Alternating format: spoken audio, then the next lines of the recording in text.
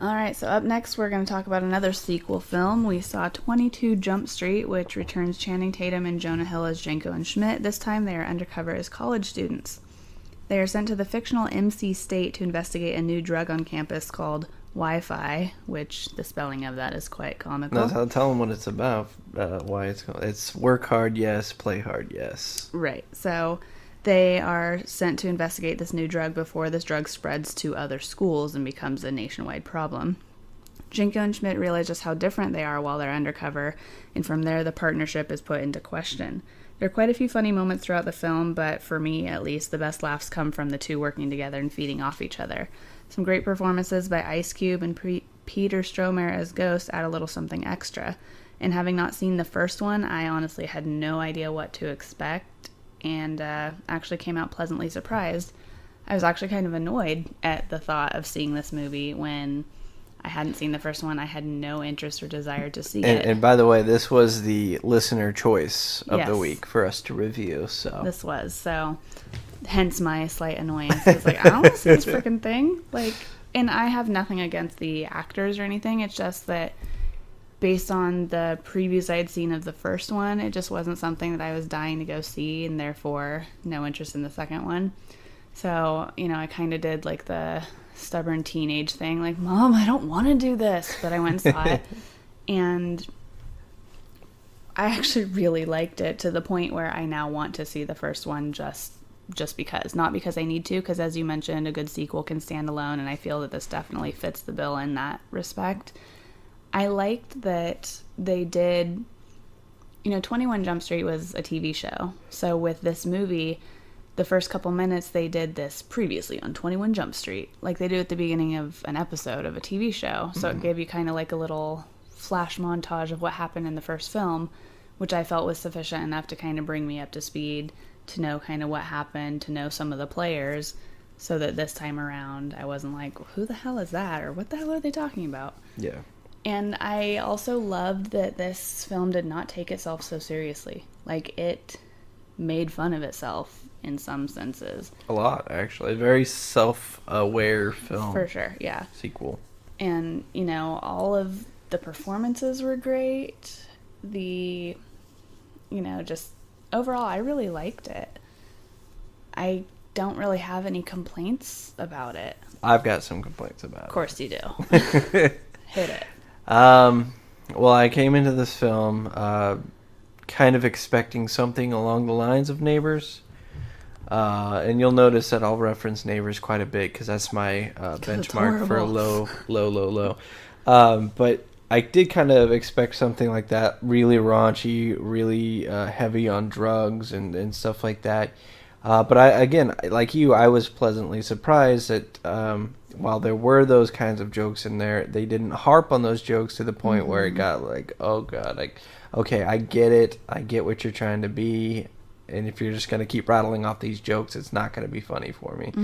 My complaints, though, were that not all the jokes hit. There was a lot of jokes for me that fell flat, and a lot of jokes that, again, like we said with Tammy, just didn't use a lot of creativity.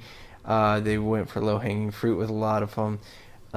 But at the same time, there were some creative jokes, and there were some jokes that went deep, and they didn't just play off the surface. They played with the characters' relationships, and like I said, very self-referential with, okay, yeah, we're a sequel. And there's a bit in the beginning with the police officer or the department head or whoever they're talking to.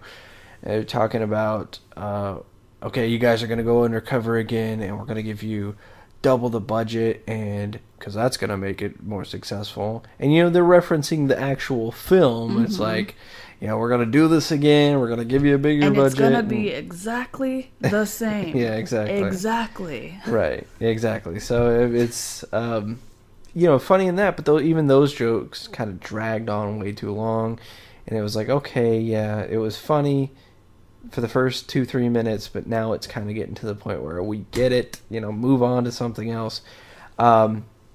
Ice Cube was pretty funny in a lot of parts, but at the same time, with one of these kinds of... And Ice Cube's a guy who's been acting for a long time. He's acted in several films. But still to the point of he's just playing loud black guy that's just shouts everything, and that works for some of it. Like, and again, there's going to be spoilers in these reviews, so when it turns out that Jonah Hill's character slept with Ice Cube's daughter, and he, I thought that was absolutely hilarious, because in the beginning, when they're doing the briefing, and they're like, Schmidt had relations last night or whatever, and you go, and then the chief gives him a high five. No, you gotta say, he gives him daps. Yes, I'm sorry.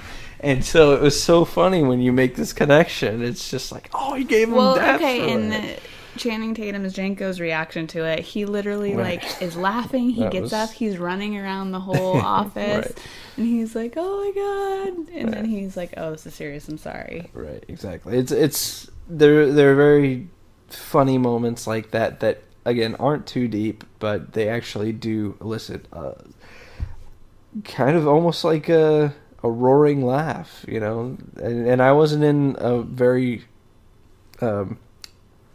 occupied theater at the time when I was watching this. There were maybe like nine other people, I think. So I didn't get the full effect of the same thing I got with Neighbors, which was a pretty packed house.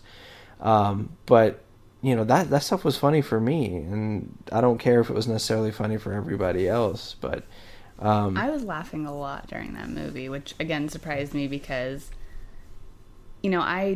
I admit that I walked in there expecting to hate it. Mm-hmm. So the fact that I walked out completely the opposite was a good thing, but I wasn't expecting to laugh as much as I did. Right. I even had to use my sleeve to wipe tears from my eyes at a couple points because then again, when I find things are funny, I can't stop laughing anyway. So.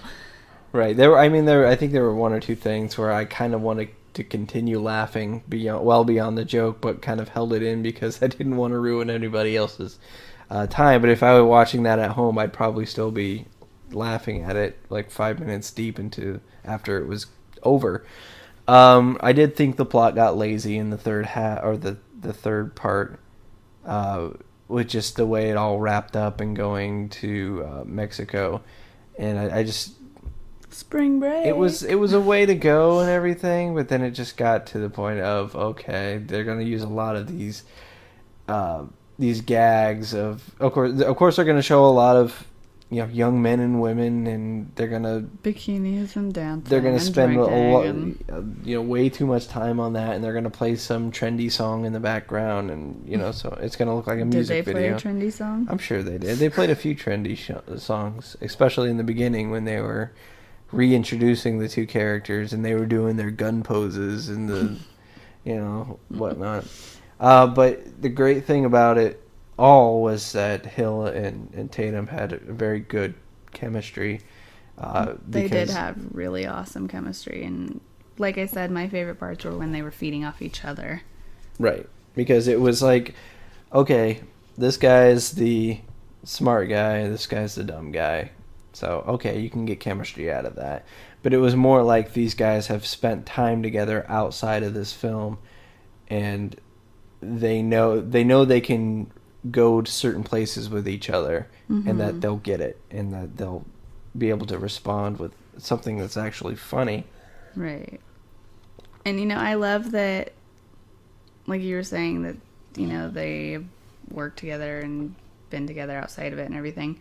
It's funny because there's so many points in there that just the way that they talk to each other, it is like a couple, and they actually at one point have an appointment with this school therapist or psychologist or whoever he was, right, acting as if they're actually a couple. Yeah, you don't listen to me and you don't think about what I want. And so I thought that was actually pretty funny. That the whole subplot was a lot more interesting than the main plot. The subplot being that these two guys are so different, and they start to realize how different they actually are, and it kind of splits them apart, and to the point where they kind of take a break from each other.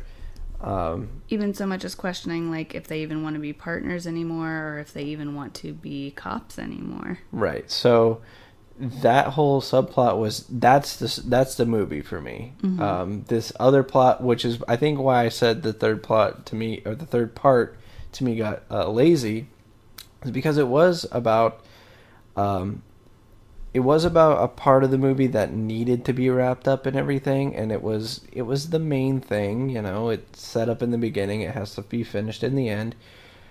But to me, that wasn't the most interesting thing about the film, and so the third act focuses heavily on that. So, but I thought it was a very good film. I do recommend it. And you know, when 23 Jump Street comes around, it'll be a movie that I'm actually looking forward to. Have there been rumors or confirmation that they are making a 23? Because No. I thought that they were just kind of joking. Because again, at the end, the closing credits I thought were hilarious because it's like, next assignment, med school, 23 Jump Street. Next assignment, military school. Next assignment, firefighter school. And it's just like making fun of it and showing them posing with all these different things. There was So I thought that jokes. That was just like, so is 23 Jump Street supposed to be happening? But this film, domestically, tripled its budget. Oh, It made over $150,000. Or, excuse me, $150 million. I was gonna say, that's Yeah. not much Not for much. film. $150 million in the U.S. alone. It's probably going to double that overseas to make $300 million. And so we'll definitely see another one of these because it makes film studios money. And it makes Columbia money, which we don't see a whole lot from Columbia these days. So what do you give it in terms of a rating? I give it a 3.5, which on a scale of 1 to 10 works out to a 7 out of 10.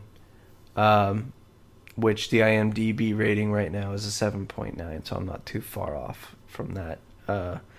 Not that I have to match my rating up with that or anything. Right. I just like to see what everybody else kind of averages. It also shows that your opinions are kind of on par with the rest of the country. And its Metascore is 71 out of 100, so that's almost on point right there. So, I thought it was good. I thought it was funny. I think it's something to go see, but it wasn't mind-blowing or anything like that. Mm-hmm. It was just a fun film that I'd definitely watch again for good laughs. You know, and I think anywhere between that 3 and 3.5 range, all the way up to 5, is something that I'd watch again. Blended earlier this year, it was a film that wasn't fantastic or anything like that, but it was a very heartwarming film that I'd watch again. So